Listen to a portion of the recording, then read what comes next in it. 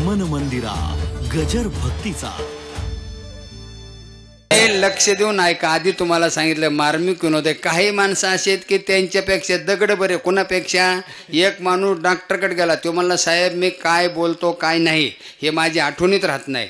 डॉक्टरने विचारलं असं कधीपासून होतं तुम्हाला? ते डॉक्टरलाच म्हणतो कशाबद्दल विचारलं मला. म्हणजे काय म्हणलं हेच विचारलं. म्हणजे ह्याच्यापेक्षा दगड बरे नाही.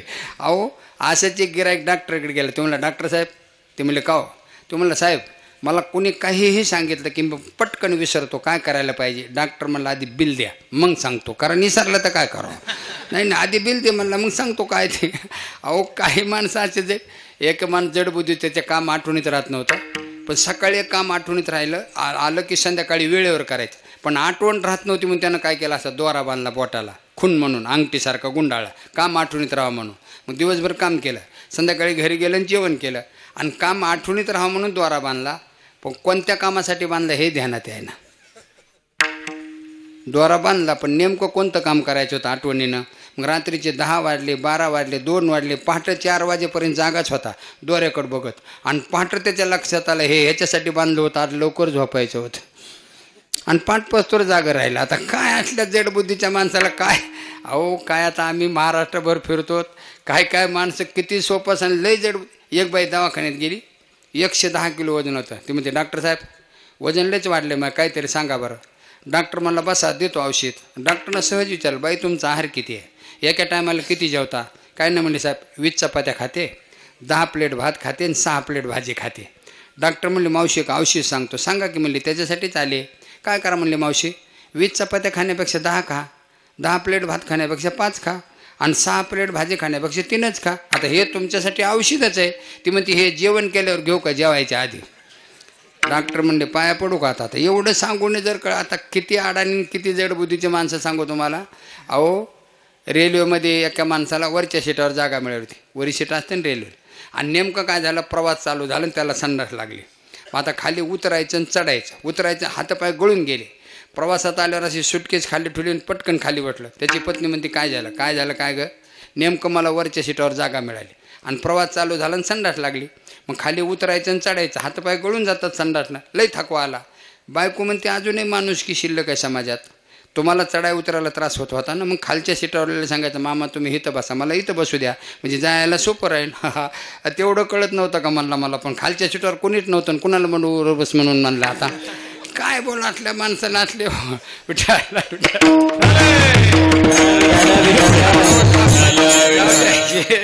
हे जडबुद्धीचे झाले. काय काय निर्बुद्ध माणसं आहेत. निर्बुद्ध म्हणजे बुद्धिहीन. ज्याला बुद्धी नावाचे वैशाखाचा महिना होता आणि मरणाची लगन सरायची गर्दी होती स्टँडवर. एक शरीराने जाड होतं, जडबुद्धीचं नाही निर्बुद्धच होतं. ड्रायव्हरच्या केबिनमधून खुटलं दांडकशाही करून बसलं बॅटरीच्या खोक्यावर. 50-60 किलोमीटर गाडी गेलो. त्यानं गाडी उभं केली न त्या ड्रायव्हरनं गेलं नाश्ता पाणी करायला. त्याला 15 मिनिट लागले आणि आलं वरी. तर ते बॅटरीच्या खोक्याच्या आणि ड्रायव्हर सीटच्या मध्ये गेअरबॉक्स असतो ना एसटीचा, ते गेअरबॉक्सच दिसाना त्या ड्रायव्हरला. ते लागलं इकडे तिकडे बघायला. ते बॅटरीच्या खोक्यावरला म्हणला साहेब तुम्ही काय बघता? ते इथलं दांडकं बघता का? दांडकं अहो सकाळपासून तुम्हाला बघत होतो म्हणला. तुम्ही त्याला सारखं मागं मोरी करीत होते, तुम्हाला काय ते उपटलंच नाही राव म्हणला. आता ते नाश्ता करून व्यवस्थित तर दिले फेकून म्हणला उपटून. आता काय बोलाटल्या माणसाला. आता काय दांडकं काय फेकून द्यायचं होतं वय? असली निर्बुद्ध माणसं हो. अरे काय काय माणसं इतके हुशार आहेत, इतके हुशार आहेत. कीर्तन करायला असं कधी समजायचं. ऐकणारे लोक लय वेडे असतात, सांगणाऱ्यापेक्षा ऐकणारे काय काय इतके हुशार आहेत. पण कीर्तनात आम्हाला काही म्हणत नाहीत ही आमची इज्जत आहे, लक्षात ठेवा. अहो सामान्य माणसं चांगल्या माणसाला ऐकत नाहीत. अहो की जाऊ दे. जुन्या काळातली गोष्ट आहे. 5-6 क्लास 1 ऑफिसर इंजिनियर लोक शेतामध्ये काम करत होते. काम लक्ष देऊ नका काय. 100 फूट लांब लोखंडाची नळी होती, 2-2.5 इंच आकाराची. 100 फूट लांब होती पण अशी वाकडी तिकडे सापाच्या आकार, सरळ नव्हते. आणि काम असं होतं रेळाचा द्वारा अलीकून घालायचा आणि पलीकडे काढायचा. आता बांबू फिंबाला बांधून ढकला होता वाकडे तिकडे 100 फूट. परेशान झाले ते 9 वाजल्यापासून. एका शेतकऱ्याने जाताना बघितलं होतं माघारी आले तेव्हा सगळेच क्लासून ऑफिसर असे कपडाला हात लावून बसले. तो शेतकरी म्हणला साहेब तुमच्या चेहऱ्यावर जरा टेन्शन दिसते, काय झालं? ते म्हणजे जाणं घरी बाबा का म्हणून ताप देतो आम्हाला. काय काम आहे तुला? काय सांगायचं? आम्ही क्लासून ऑफिसर आहेत, आमची अक्कल चला ना. तो मला काम तर सांगा ना. म्हणले हे रेळाचा द्वार आहे ना, नळीतून अलीकडून घालायचं आणि पलीकडे काढायचं आहे. सकाळपासून तो मला काय राव साहेब 2च मिनिटाचं काम झालं नाही वय. इंजिनियर म्हणले आमची टिंगल करतो का तू तुम्हाला दोरा घालायचा का पलीकड घाल बरं म्हणले कसा घालतो ते जवळच बाजरी काढून त्याचे पुचाडा लावलेली होती खोबड्या बाजरीच्या पेंड्याचे गेला 2-4 पेंड्या बाजूला काढल्याने उंदराचं पिल्लू आणलं धरून बांधलं पायाला आणि दिलं मध्ये सोडून 1 मिनिटात तो पलीकड. आता हे कुठल्या प्रॅक्टिकलमध्ये होतं अहो सामान्य माणसं अहो मी महाराष्ट्राच्या बाहेर फिरतो तिकडं मराठी कळते मला एक असा अहंकार होता मी बोलायला लय हुशार आहे असं वाटत होतं पण एका गावात बारक्या पोरानं फसवलं म्हणून बोलण्याच्या बाबतीत एक पोरमध्ये इंगळ महाराज इकडे म्हणलो का रे अर्धा तास वेळ आहे कीर्तनाला मी म्हणलं हो मला चला चहा घेऊ म्हणलं घेत नाही पित्ताचा वगैरे त्रास आहे दूध आहे म्हणलं आपल्याकडे चला नेलं ना हाताला धरून ओढीत आणि दारात अशी म्हैस बांधली होती हे बघा म्हणलं म्हैस आहे आपल्याकडे दुधाला काही कमी नाही त्या पोराला सहज म्हणलं हे म्हैस दूध देते ते मला नाही मी म्हणलं मग आत्ती देत नाही आपण काढावं लागतं म्हणलं एवढंच पोरगं मला असं बोलतंय अरे मी म्हणलं लय चाबरेनं बोलतो श्रीमंताचा म्हणून असं बोलतोस काय का तुझ्या जन्मकाळीचा गुण आहे तुझा जन्म कधी झाला ते पोरगं म्हणलं माझा जन्म शुक्रवारी झालेला आहे आणि ते कार्टला विचित्र होतं मला म्हणतं महाराज तुमचा म्हणलं रविवारी झालेला आहे तुम्हाला हाट खोटं बोलतात मी म्हणलं का म्हणलं रविवारी सुट्टी असते ना ही आटली विचित्र लेकरं हो आता काय बोला असलेल्या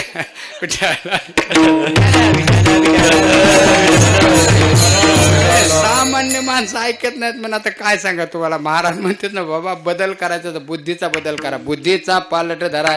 आता खरं सांगू का सगळा बदलच आहे महाराज ही अतिवृष्टी अनावृष्टी व्हायली नाही आपल्या पापाचेच फळं बघतो तो मेघ पडो भीते पिके सांडिले शेते आपुलाला धर्म नाचरते जनी अहो इतका बदल आहे कोर्ट एखाद्या माणसाला चहाचा कप पाडला कोर्टामध्ये साक्षा बदल आहे जरा माफी मागून सांगू न्याय देवतेला जर 10-5 रुपये दिले तर न्यायसुद्धा बदलले ना हो. आता मला सांगा समाजाचे रक्षकच जर असे भक्षक झाले कुणाकडे न्याय मागायचा असा बदल अहो हे कसं झालं आहे सध्या आता कलियुगात एका पोराने ते मुंग्या मारायचं पावडर आणलं होतं BSC पावडर असतं ना मुंग्या मारायचं आणलं ना अर्ध्या तासात लगेच माघारी दिलं मला दुकानदार हे पावडर बदलून द्या दुकानदार म्हणला ह्याला काय झालं म्हणलं ह्याच्यातच मुंग्या झाल्यात म्हणला अरे आता पावडरमध्ये मुंग्या म्हणल्या मारायच्या कशानं विचारलं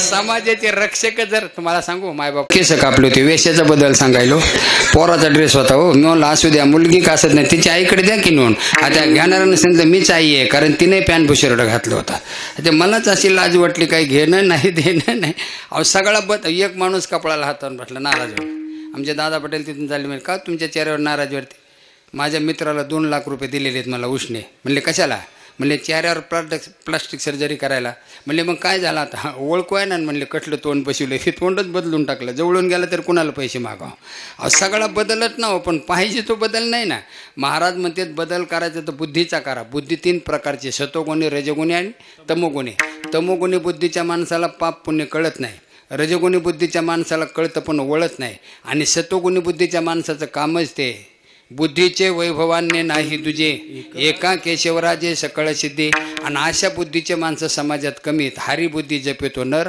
म्हणून ज्ञानेश्वर महाराजांना म्हणावं लागलं अनेका सारेका बहु असो जैसा न जोडे परिसो कामृता चल्योसो दैवगुणे तैशी दुर्लभते सदबुद्धी अशा बुद्धीचे माणसं कमी आहेत तसा अशोक बुद्धीचे जर प्रकार सांगायला गेलो तर अशा बुद्धीचे माणसं आहेत ना समाजात चर्मबुद्धी पूर्णबुद्धी तैलबुद्धी दगडबुद्धी देहबुद्धी विषयबुद्धी द्वैतबुद्धी इतके बुद्धीचे माणसं आहेत ते सांगत माझ्या बुद्धीला ताण देत नाही इतक्या बुद्धीचे माणसं आहेत अहो काही माणसं चर्मबुद्धीचे आहेत चर्मबुद्धी म्हणजे चमड्यासारखी चमड्यामध्ये आरी टुटली छिद्र पडतं आरी काढली का लगेच मिटतं तसे काय काय कीर्तनात म्हटले तितक्यापुरतं छिद्र पडतं हे दादा पाटील संतोष महाराज लोक सांगतात ना आता चांगलं वागायचं पाप करायचं नाही समजायचं पडलं छिद्र ह्याला कीर्तनात आहे तोपर्यंत आणि कीर्तन संपलं घराकडे जाताना दुसरा म्हणतो अरे इंगळे महाराजांनी किती पटवून दिलं दृष्टांत सिद्धांत सांगतच असते चलतच असतं धंदाच आहे त्यांचा म्हणजे झालं हे जशाला तसं म्हणजे हे चमड्याच्या बुद्धीचे माणसं आता काय काय माणसं पूर्णच बुद्धीचे आहेत लाकडाला जर असं गिरमिटनं छिद्र पाडलं का ते पडलं तेवढंच राहतं ते पुन्हा कशानं खोल बी होत नाही आणि कशानं बुजत बी नाही तसं मी 40 वर्ष झालं कीर्तन करतोय मी असे बरेच माणसं बघितले ते कीर्तनानंही सुधारले नाही तमाशानं बिघडले नाही त्यांच्यात काही फरकच पडू देत नाहीत अशा बुद्धीचे माणसं आता काही माणसं तैल बुद्धीचे तेल बुद्धी म्हणजे पाण्यावर तेलाचा थेंब पडला पडतं थोडं आणि पांगतं जास्त तसे काय ऐकता थोडं पण जास्त पल्ला लावून सांगतात हे तैल बुद्धीचे माणसं आहेत आता काही माणसं दगड बुद्धीचे आहेत दगड बुद्धीचे म्हणण्यापेक्षा काही माणसं असे त्याहुनी दगड बरे देवा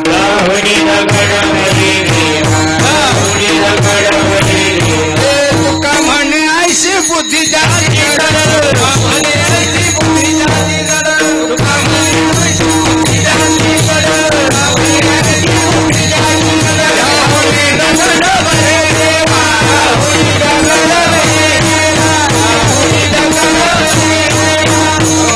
काही माणसं दगड बुद्धीचे म्हणण्यापेक्षा काही माणसं असे त्याच्यापेक्षा दगड बरे. आता ऐका, तुम्हाला आधी सूचना देतोय, काही गोष्टी इतक्या मार्मिक असतात, मार्मिक पटकन लक्षात आणायचे. तुकाराम महाराज काय म्हणतात, काही माणसं दगड बुद्धीचे म्हणण्यापेक्षा काही माणसं असे त्याहूनही दगड बरे देवा, त्यांच्यापेक्षा दगड बरे आहेत. कुणापेक्षा? तो का म्हणे आईशी बुद्धी ज्याची. आईशी म्हणजे कैशी? एक माणूस डॉक्टरकडे गेला, म्हणला डॉक्टर साहेब मी काय बोलतो काय नाही हे माझ्या आठवणीतच राहत नाही. डॉक्टरनं विचारलं असं कधीपासून होतं तुम्हाला? हे डॉक्टरलाच म्हणतो कशाबद्दल विचारलं मला. आई जरा दुर्जडच आहे.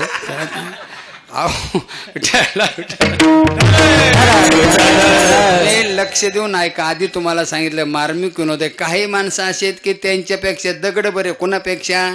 एक माणूस डॉक्टरकडे गेला, तो म्हणला साहेब मी काय बोलतो काय नाही हे माझ्या आठवणीत राहत नाही.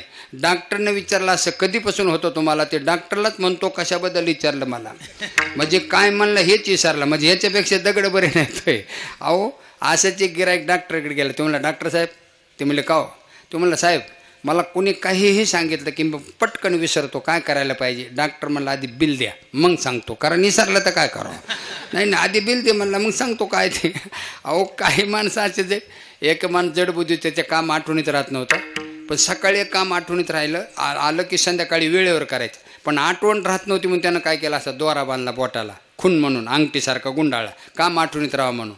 मग दिवसभर काम केलं, संध्याकाळी घरी गेलं आणि जेवण केलं, आणि काम आठवणीत राहावं म्हणून दोरा बांधला. पण कोणत्या कामासाठी बांधला हे ध्यानात आहे ना. दोरा बांधला पण नेमकं कोणतं काम करायचं होतं आठवणीनं. मग रात्रीचे 10 वाजले, 12 वाजले, 2 वाजले, पहाटे 4 वाजेपर्यंत जागाच होता दोऱ्याकडे बघत. आणि पहाटे त्याच्या लक्षात आलं हे ह्याच्यासाठी बांधलं होतं, आज लवकर झोपायचं होतं, आणि पाठपस्तोर जागा राहिला. आता काय असल्या जडबुद्धीच्या माणसाला काय. अहो काय आता आम्ही महाराष्ट्रभर फिरतो, काय काय माणसं किती सोपं सांग लय जड. एक बाई दवाखान्यात गेली, 110 किलो वजन होतं. ती म्हणते डॉक्टर साहेब वजन लयच वाढले, मग काहीतरी सांगा बरं. डॉक्टर म्हणला बसा देतो औषध. डॉक्टरनं सहज विचारलं बाई तुमचा आहार किती आहे, एका टायमाला किती जेवता? काय नाही म्हणले साहेब 20 चपात्या खाते, 10 प्लेट भात खाते आणि 6 प्लेट भाजी खाते. डॉक्टर म्हणले मावशी एक औषध सांगतो. सांगा की म्हणले त्याच्यासाठीच आले. काय करा म्हणले मावशी, 20 चपात्या खाण्यापेक्षा 10 खा, 10 प्लेट भात खाण्यापेक्षा 5 खा, आणि 6 प्लेट भाजी खाण्यापेक्षा 3च खा. आता हे तुमच्यासाठी औषधच आहे. ती म्हणते हे जेवण केल्यावर घेऊ का जेवायच्या आधी? डॉक्टर म्हणले पाया पडू का आता? एवढं सांगून जर का आता किती अडाणी किती जडबुद्धीचे माणसं सांगू तुम्हाला. अहो रेल्वेमध्ये एका माणसाला वरच्या सीटावर जागा मिळाली होती, वरी सीट असते ना रेल्वे, आणि नेमकं काय झालं प्रवास चालू झाला आणि त्याला संडास लागली. आता खाली उतरायचं आणि चढायचं, उतरायचं हातपाय गळून गेले. प्रवासात आल्यावर अशी सुटकेस खाली ठेवली आणि पटकन खाली बसलं. त्याची पत्नी म्हणते काय झालं काय झालं काय गं? नेमकं मला वरच्या सीटावर जागा मिळाली आणि प्रवास चालू झाला आणि संडास लागली. मग खाली उतरायचं आणि चढायचं, हातपाय गळून जातात संडासनं, लई थकवा आला. बायको म्हणते अजूनही माणूस की शिल्लक आहे समाजात, तुम्हाला चढाई उतरायला त्रास होत होता ना, मग खालच्या सीटावरला सांगायचं मामा तुम्ही इथं बसा, मला इथं बसू द्या, म्हणजे जायला सोपं राहील. तेवढं कळत नव्हतं का म्हणला मला, पण खालच्या सीटावर कोणीच नव्हतं, कुणाला म्हणू बस म्हणून म्हणलं. आता काय बोला असल्या माणसाला असले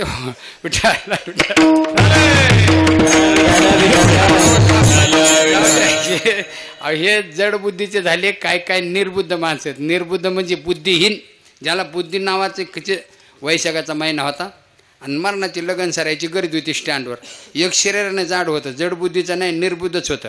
ड्रायव्हरच्या केबिनमधून कुठलं दांडकशाही करून बसलं बॅटरीच्या खोक्यावर.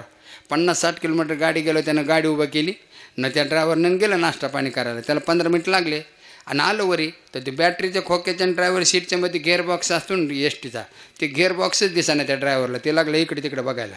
ते बॅटरीच्या खोक्यावरला म्हणला साहेब तुम्ही काय बघता? ते इथलं दांडकं बघता का? दांडकं अहो सकाळपासून तुम्हाला बघत होतो म्हणला, तुम्ही त्याला सारखं मागं मोरी करीत होते, तुम्हाला काय ते उपटलंच नाही राव म्हणला. आता ते नाश्ता करून व्यवस्थित तर दिले फेकून म्हणला उपटून. आता काय बोला असल्या माणसाला, आता काय दांडकं काय फेकून द्यायचं होतं वय? असली निर्बुद्ध माणसं हो. अरे काय काय माणसं इतके हुशार आहेत, इतके हुशार आहेत.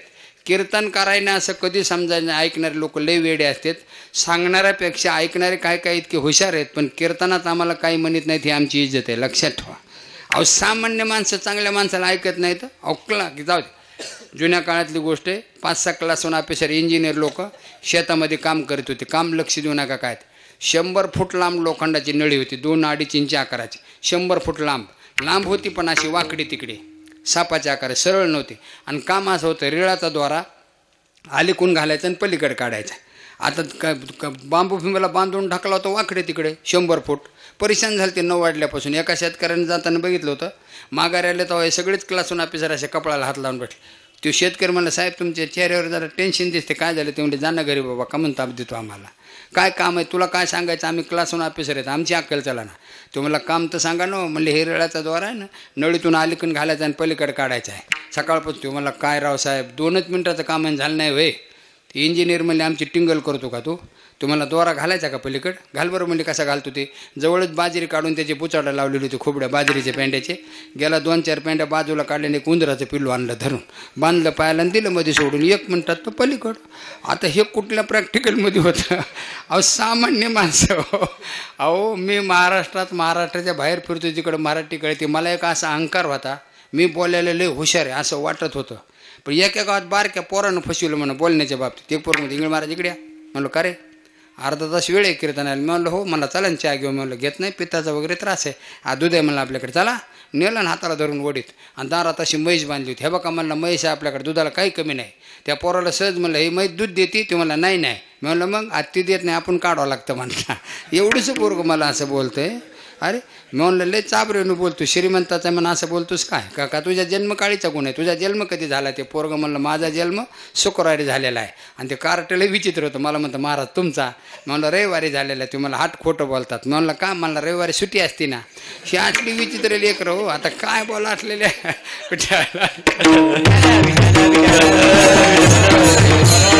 सामान्य माणसं ऐकत नाहीत. म्हणून आता काय सांगा तुम्हाला. महाराज म्हणतात ना बाबा बदल करायचा तर बुद्धीचा बदल करा, बुद्धीचा पालट धरा.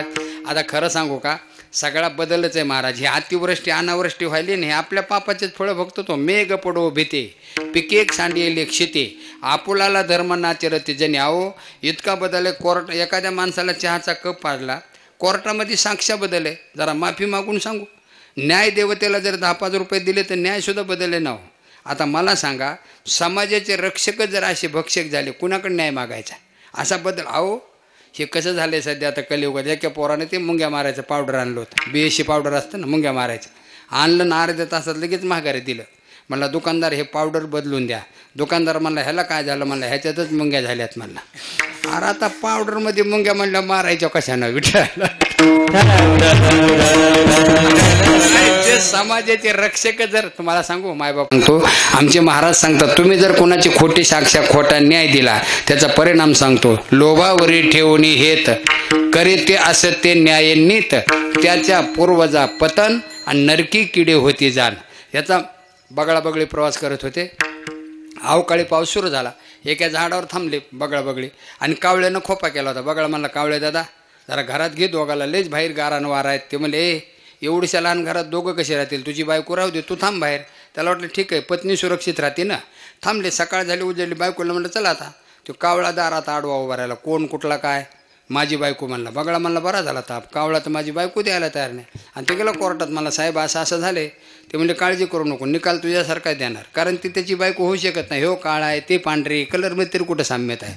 निकाल तुझ्यासारखाच देणार. पुन्हा कावळा गेला साहेबाकडे. म्हणजे साहेब निकाल कोणासारखा देणार? म्हणजे बगळ्यासारखा. काय मूर्ख माणसं आहेत म्हणला तुम्ही. बगळा काय कामाचा आहे तुमच्या? आम्ही किती महत्त्वाचे माणसं माहिती आहे तुम्हाला? तुमचे आईवडील मेले ना, आम्ही पिंड नाही शिवला तर तुमच्या मायबापाचा उद्धारसुद्धा होत नाही. अहो साहेब माझ्यासारखा निकाल दिला का तुमच्या आजीसुद्धा दाखवतो कुठे ते बिघडण गिरायक. निकालच कावळ्यासारखा, बायको बगळ्याची. आणि त्या आशेने दिलं ना. अरे बरेच दिवस झाले तो कावळा काय साहेबाकडे आला नाही. साहेबच कावळ्याकडे गेला. मला का रे गरज सरून वैद्य मरू. तो काय म्हणला होता, तुझ्यासारखा निकाल दिला आजी दाखवतो म्हणून. दाखवतो म्हणला साहेब आता बरेचसे खेड्यापाड्यात अजून हागणदारी मुक्त गावं झाली नाहीत. गावाच्या कडेने लय घाण आहे. त्या घाणीमध्ये ह्या कावळ्याने त्या साहेबाला नेलं. आणि त्याच्यामध्ये जी किडे झाले होते ना, तुम्हाला साहेब हे पुढचा आजा आणि ही मागची आजी म्हणला. तुम्हाला मूर्खा माझी आजी इथं असतात म्हणला. मग खोटा न्याय देणाऱ्याचे काय स्वर्गात जात असतात वाटलं होय तुला? विठाला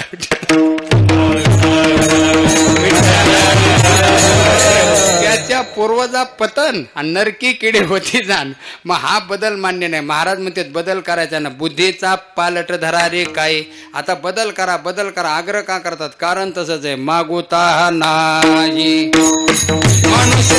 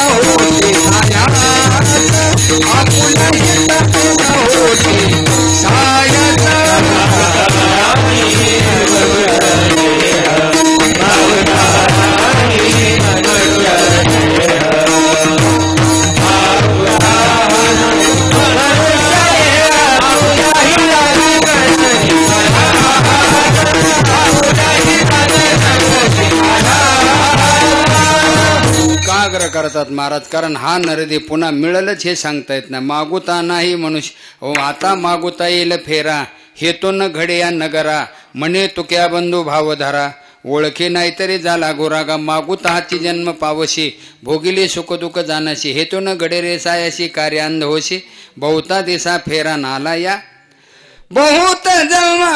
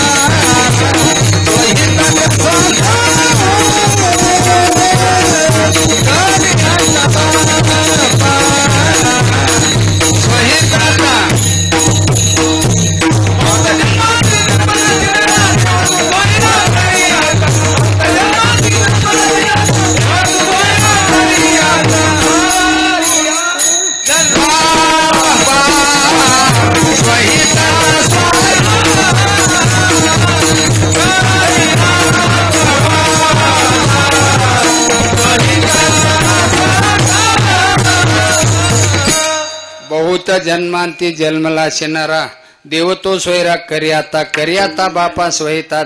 आपलं हित कशात आहे अनहित कशात याचा विचार करा. आपुले आपण जाणावे. काही लोक हिताची व्याख्या करतात. एक माणूस भेटला म्हणला, इंगळे महाराज काही नव्हतं माझ्याकडे, शून्यातून सगळं निर्माण केलं, हाडाचे काढ रक्ताचं पाणी, दिवसाची रात्र राबराबलो, 2 मुलाला 2 बंगलेत 20-20 एकर जमीन बागायती केली, नातू पंतो काही राहिलं नाही, आता मरायला मोकळा झालो, माझं गंगेत घोडं नाहलं. महाराज म्हणतात नाहलं नाही वाहून गेलं म्हण. अरे नुसतं घरण दारण बायका पोरं म्हणजे हित नाही हो. आपुल्या हिताचे नव्हते सायाचा, आपुल्या हिताचे नव्हते आपुल्या हिताचे नव्हते सायाचा, आपुल्या हिताचे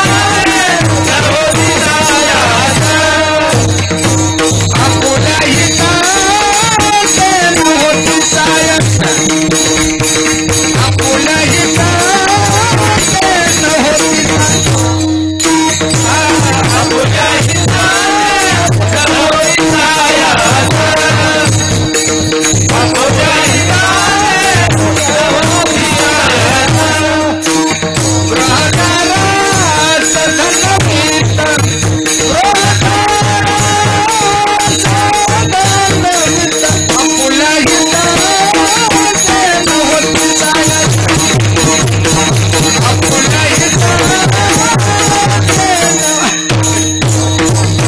सायाचा, आपुल्या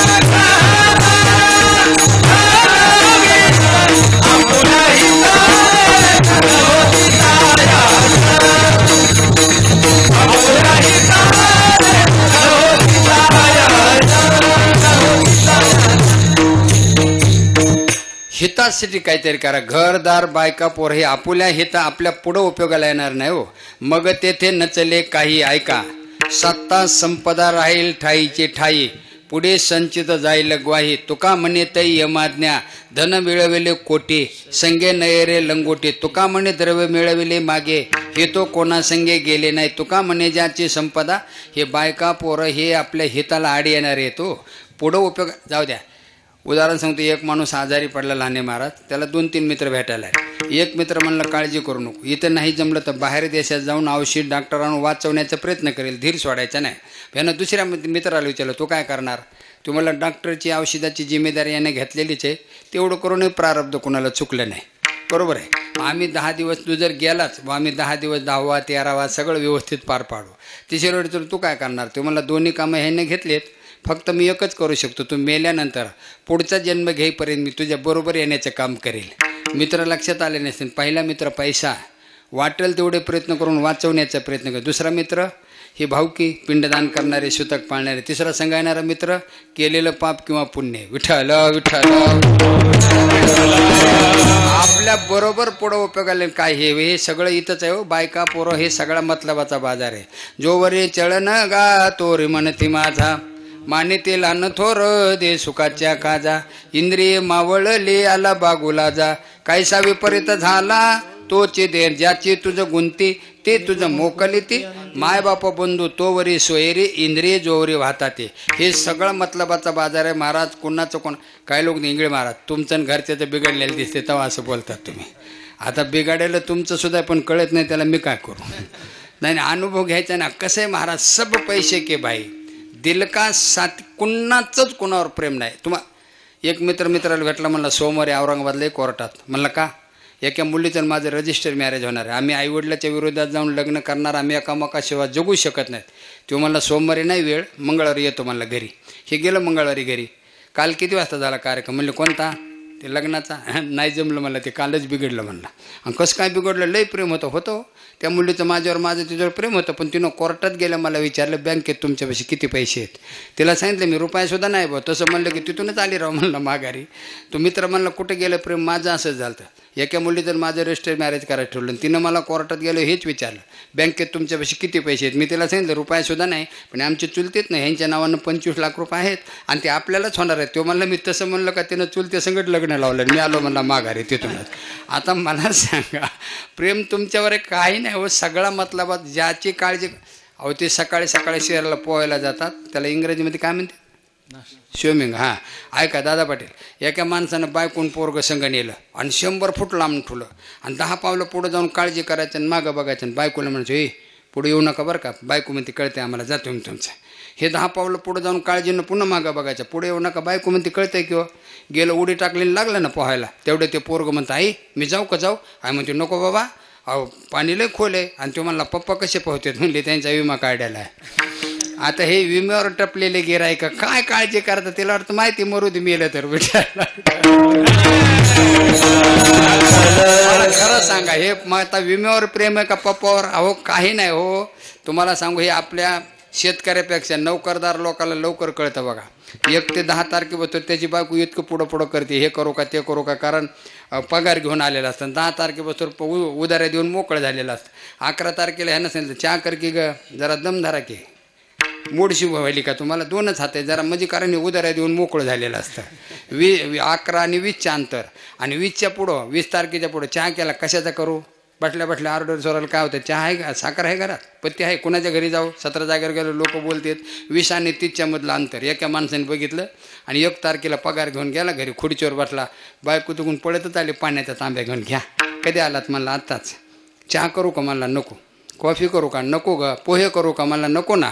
म्हणले मग काय करू? म्हणला इथून काळं कर, दुसरं काय करू नको. म्हणला तू आलेस म्हणजे माझ्यासाठी नाही, पगारासाठी आलेस. विचारला बायका पोरं हे सगळे हिताला आडे. हितासाठी काय करायचं? हित ते करावे देवाचे चिंतन, हित ते करावे देवाचे चिंतन, हित ते करावे देवाचे चिंतन, हित ते करावे देवाचे चिंतन, देवाचे चिंतन, हित ते करावे देवाचे चिंतन, हित ते करावे देवाचे चिंतन, हित ते करावे देवाचे चिंतन. करुणिया मन शुद्ध भावे, करुणिया आमचे महाराज सांगतात, तुम्ही जर कोणाची खोटी साक्षा खोटा न्याय दिला त्याचा परिणाम सांगतो. लोभावरी ठेवणी हेत करे ते असत्य न्यायनीत त्याच्या पूर्वजा पतन आणि नरकी किडे होती जाण. याचा बगळाबगळी प्रवास करत होते. अवकाळी पाऊस सुरू झाला.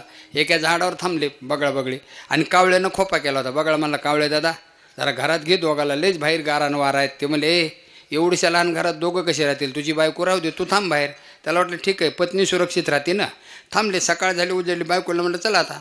तो कावळा दारात आडवा उभा राहिला. कोण कुठला काय, माझी बायको म्हणला. बगळा म्हणला, बरा झाला ताप, कावळा तर माझी बायको द्यायला तयार नाही. आणि ते गेला कोर्टात. मला साहेब असं असं झाले. ते म्हणजे काळजी करू नको, निकाल तुझ्यासारखा देणार, कारण ती त्याची बायको होऊ शकत नाही. हो काळा आहे, ते पांढरी, कलरमध्ये तरी कुठं साम्यत आहे. निकाल तुझ्यासारखा देणार. पुन्हा कावळा गेला साहेबाकडे. म्हणजे साहेब निकाल कोणासारखा देणार? म्हणजे बगळ्यासारखा.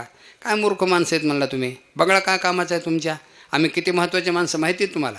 आता तुमचे आईवडील मेले ना, आम्ही पिंड नाही शिवला तर तुमच्या मायबापाचा उद्धारसुद्धा होत नाही. अहो साहेब, माझ्यासारखा निकाल दिला का तुमच्या आजीसुद्धा दाखवतो कुठे ते बिघडन गिरायक. निकालच कावळ्यासारखा, बायको बगळ्याची. आणि त्या आशेनं दिलं ना.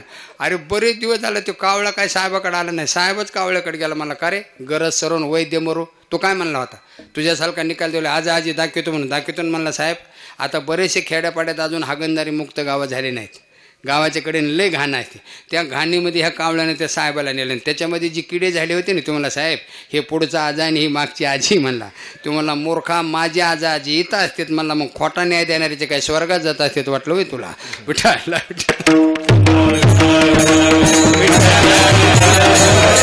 त्याच्या पूर्वजा पतन आणि नरकी किडे होती जाण. मग हा बदल मान्य नाही. महाराज म्हणतात बदल करायचा ना. बुद्धीचा पालट धरा रे काय. आता बदल करा, बदल करा. आग्रह का करतात? कारण तसंच आहे. मागुता नाही मनुष्य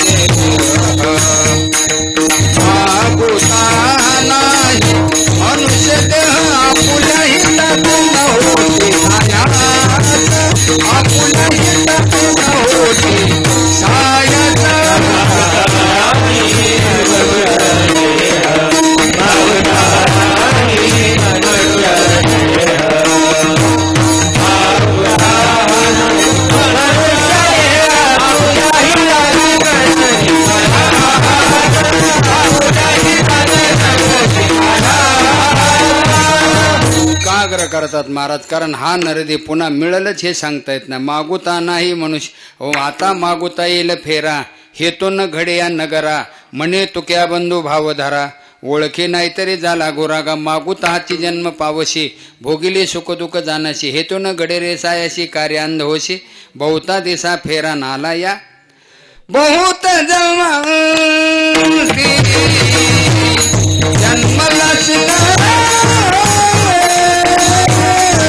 बहुत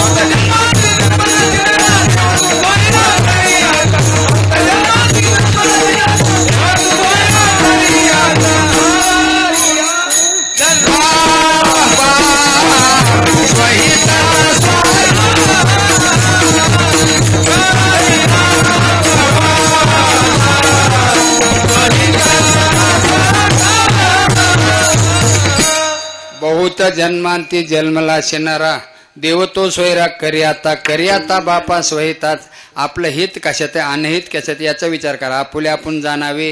काही लोक हिताची व्याख्या करतात. एक माणूस भेटला म्हणला इंगळे महाराज काही नव्हतं माझ्याकडे शून्यातून सगळं निर्माण केलं. हाडाचे काढा रक्ताचं पाणी दिवसाची रात्र राबराबलो. 2 मुलाला 2 बंगलेत 20-20 एकर जमीन बागायती केली. नातू पंतो काही राहिलं नाही. आता मरायला मोकळा झालो. माझं गंगेत घोडं नाहलं. महाराज म्हणतात नाहलं नाही वाहून गेलं म्हण. अरे नुसतं घरण दारण बायका पोरं म्हणजे हित नाही हो. आपुला हिताचे नव्हती सायाचा आपुला हिताचे नव्हती आपुला हिताचे नव्हती सायाचा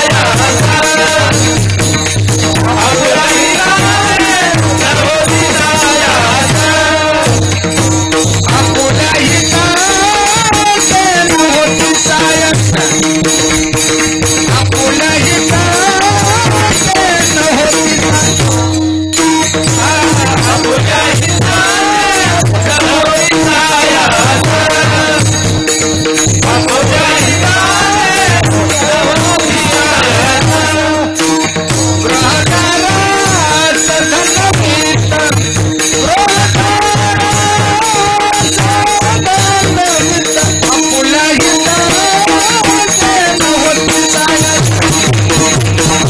आपुला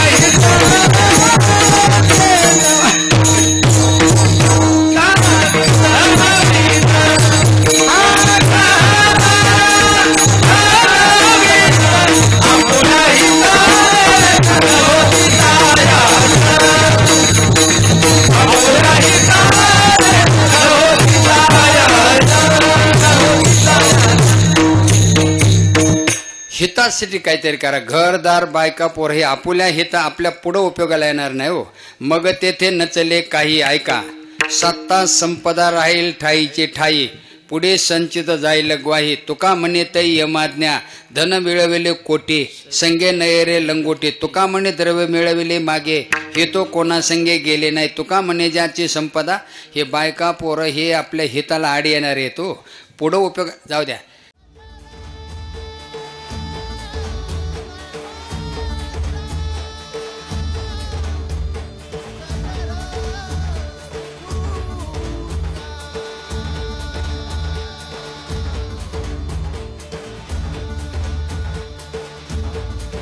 मन मंदिरा गजर भक्तीचा.